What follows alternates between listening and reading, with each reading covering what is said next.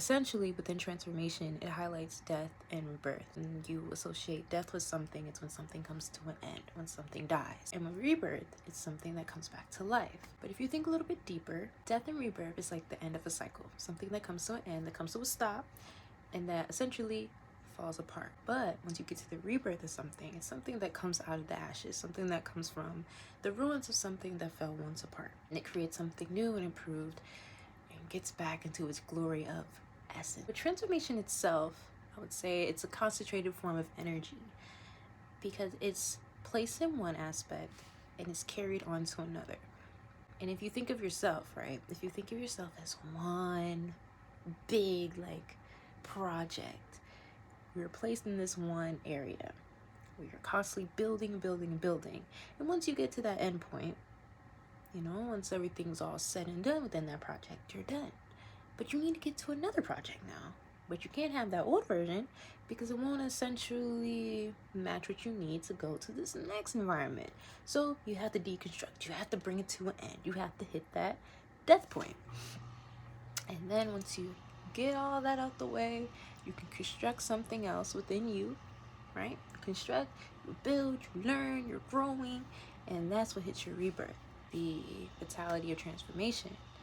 A quote that I've learned is that something must die in order for something else to live on.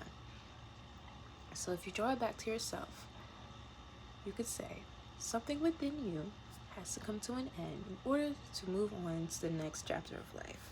Whether that be patterns, whether that be habits, whether that be an old state of mind, whether that be just the way you walk about life right now, and you see it's not working for you. You gotta put it to an end. You gotta make it stop. And you gotta throw it away so that eventually you can carry yourself to the next place in life or wherever you need to go and start moving in a new groove, right?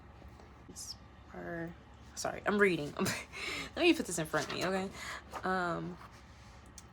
It kind of just helps you assess your boundaries as well.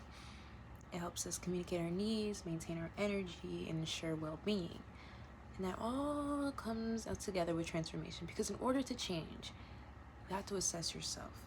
You have to really look from within, and you have to really count the points that you've put within your mind, within your soul, within your heart, and see which things are essential to me growing. What's gonna help me flourish, I don't know.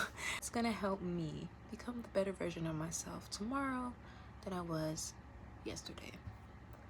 And if something's not really aligning with you, or something's not really working out for you in the way it has been before, maybe it's time to let it go, which goes back to the death point. And then once you figure that out, you'll hit that and you move on to the rebirth. You construct something new. You birth a new sense of yourself. You birth a new version of yourself, which is all about the shadow self, which is strength and the power to create a happy life outside of worldly elements, money, status, anything that is constructed out of the ego. Spiders also symbolize creativity, wisdom, patience, and persistence. So when it comes to transformations, it's all about taking your time. It's all about going with the flow, not rushing, kind of building and finding things of yourself that kind of been buried away for some time and putting new elements to it so that it can become more revitalized and fun for yourself.